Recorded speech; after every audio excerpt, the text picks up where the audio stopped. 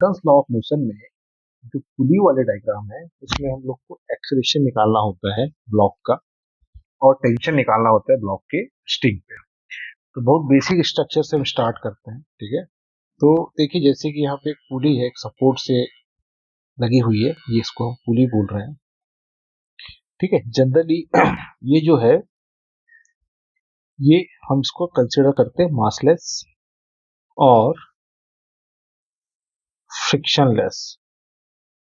कैसे कंसिडर करते हैं? मासलेस और फ्रिक्शनलेस कंसिडर करते हैं, ठीक है।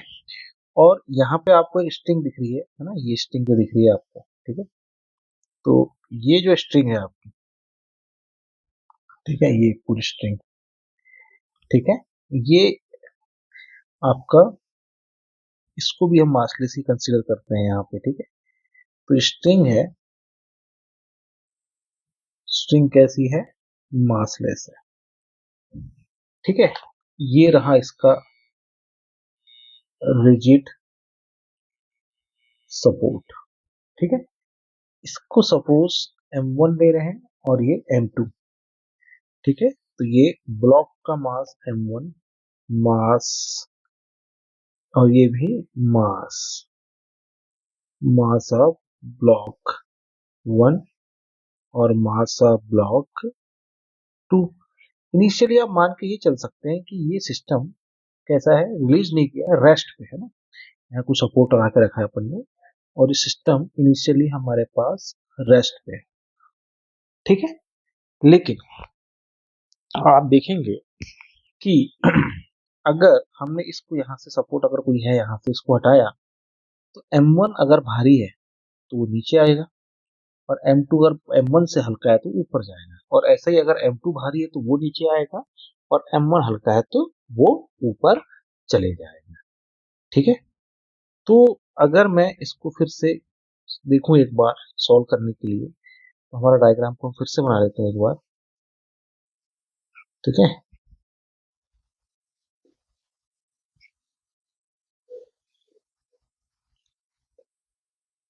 चलिए, और ये रही वो लाइन और डायग्राम कुछ आपको इस तरीके से दिखेगा, ठीक है।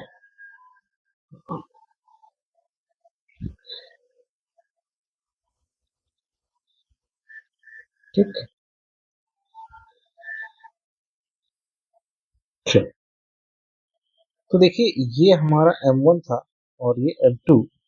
अगर M1 is greater than M2 तो M1 कहाँ जा रहा है? नीचे, और M2 कहाँ जा रहा है? ऊपर, ठीक है। तो जितना एक्सलरेशन M1 के लिए है उतना ही एक्सलरेशन M2 के लिए है, बट अगर ये पॉजिटिव है इसके लिए क्या लेंगे हम? नेगेटिव। क्लियर है? अब मैं एक्सलरेशन क्यों बोल रहा हूँ? इनिशियली इन दोनों का वेलोसिटी कैसी थी? 0। अब जैसे ही आप बॉडी पे फोर्स लगेगा, एक नीचे और एक ऊपर, तो एक्सलरेशन प्रोड्यूस होगा, उसी को हमको यहाँ पे कैलकुलेट करना है, ठीक है। तो देखिए अभी जब हमको इसको M1 के लिए एक्सप्रेशन निकालना है तो सबसे पहले M1 के लिए हम फ्री बॉडी डायग्राम बनाएंगे, ठीक है। फ्री बॉडी डायग्राम हम इस पूरे मास सिस्टम को सिस्टम से हटाएंगे, ठीक है, और नंबर ऑफ इफेक्टिव फोर्सेस को यहाँ पे ड्रॉ करेंगे। तो देखिए नीचे की तरफ आपको M1G दिख रहा है, ग्रेविटेशनल फोर्स। ऊपर की तरफ आपको एक फोर्स दिखेगा, टेंशन। तो टेंशन हमेशा ब्लॉक को कहाँ खींच रहा है? ऊपर की तरफ। ये T है तो ये भी T है, तो इसको आप 2T लिख सकते हैं ना, ये T तो 2T हो जाएगा ऊपर से, उसकी चर्चा नहीं कर रहे हैं अभी, ठीक है। तो देखिए अब आपके पास एक जो फोर्स है इस पे नेट एक्सीलरेशन कहाँ दिख रहा है आपको? वो नेट एक्सीलरेशन है नीचे की तरफ M1 के लिए, और वो कितना है? A। तो जब भी हमको नेट फोर्स लिखना है तो हम क्या लिखेंगे? M1A, net force, net acceleration हम लिखा रहे हैं, मास इंटू एक्सीलरेशन नेट वाला, ठीक है, इज इक्वल टू, अच्छा ये नेट है, ठीक है। तो सामने देखिए ये अगर नीचे आ रहा है मतलब M1G ज्यादा है और T छोटा है, ठीक है। तो M1G माइनस T, ठीक है, तभी ये ऑब्जेक्ट कहाँ आएगा? नीचे। आप खुद सोचो, M1 ज्यादा भारी था, M2 हल्का था, तो M1G नीचे आ रहा है और M2 कहाँ जा रहा है? ऊपर, ठीक है। चल, तो इक्वेशन नंबर हमारी यहाँ पे 1 बन गई, ठीक। एज इट इज अगर M2 की बात करें, ठीक है, तो M2G नीचे और टेंशन ऊपर। अब चूंकि ये ऊपर जा रहा है एक्सलरेशन, तो इस केस में कौन बड़ा होगा? T बड़ा होगा तभी ऊपर जाएगा। तो T M2G is equal to M2A। तो उसका भी नेट एक्सेलरेशन कितना है?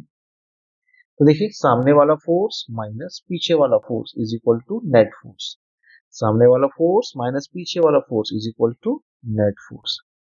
ठीक है, तो ऐसे हमने दूसरी इक्वेशन भी लिख ली। ठीक है, तो अब हम क्या करेंगे, अब हम इसको सॉल्व करेंगे। ठीक है, तो इक्वेशन क्या थी हमारे पास? M1A sorry M1G minus T is equal to M1A। दूसरा T minus M2G is equal to M2A।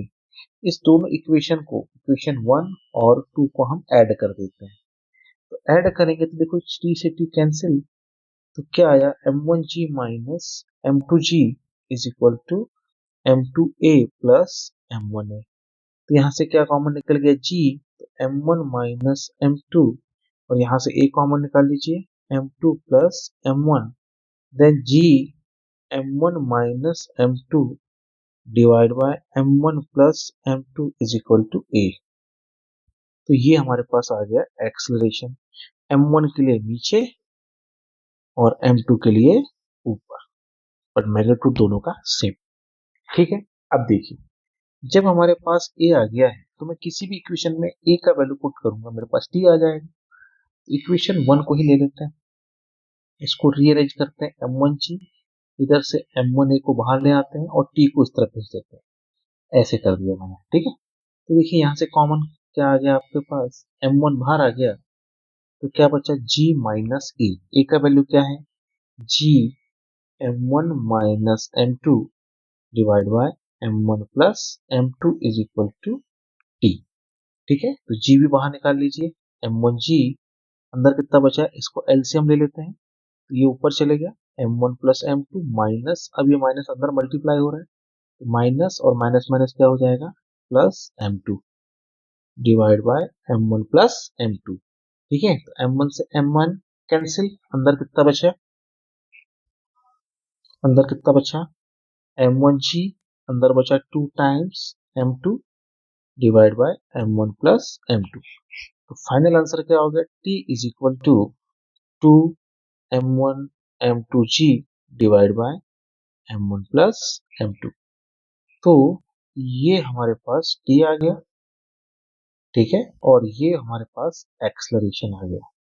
तो इस केस में हमारे पास दोनों की वैल्यू आ गई है। तो अगर T की बात करें, तो T आ गया आपके पास 2 M1 M2G divide by M1 plus M2, और एक्सलरेशन दोनों का मैग्नीट्यूड सेम, तो वो कितना है? वो है आपका G difference of mass divide by addition of mass. ठीक है, तो ये दोनों वैल्यू हमारी आ गई।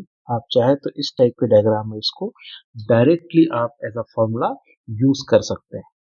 ठीक है, चलिए।